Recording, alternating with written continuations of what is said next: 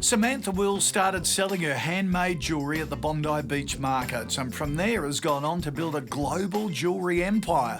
It's a great story about starting small and working really hard at a product. KBB's Alex Brophy caught up with Samantha to hear how she did it.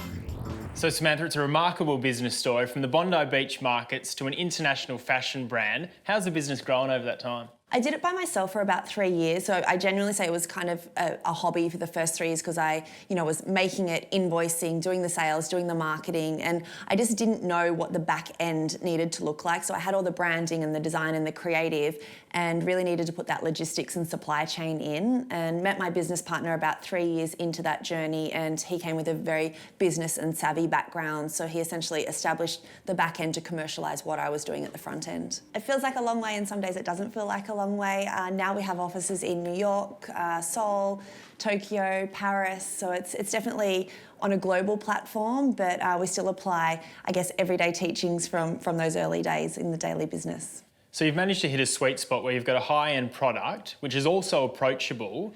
How much that is down to the branding? What I wanted from the start, and I often say this about creatives, is you have to choose from the start whether you want to be an artistic creative or a commercial creative. And from the very start, I started a business to make money and to be that commercial creative. And I think we invest a lot of time, resources, energy, research into that branding space, and that allows us to sit in a bit higher market but still have that commercial entry price point.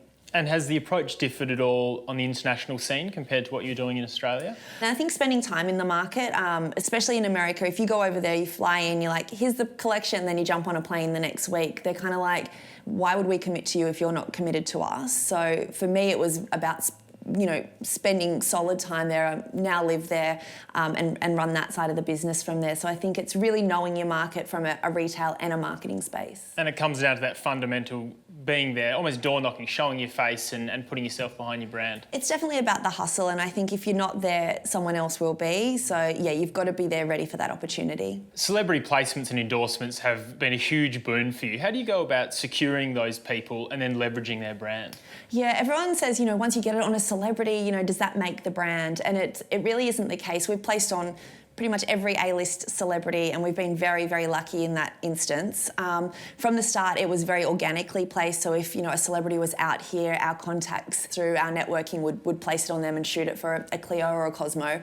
As we got to a more global level, we definitely employed PR and branding in the States who have those direct relationships with the stylists. Now you've expanded into handbags, eyewear and stationery as well.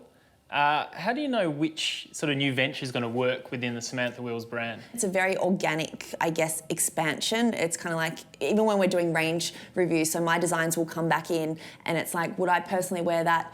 Yes or no. If it's a no, then it doesn't go in the collection. I think that's a really good way to define your brand aesthetic. You still sound incredibly hands-on, sort of, from visiting the manufacturing facilities, doing all the designs yourself. Have you handled the delegation side of things?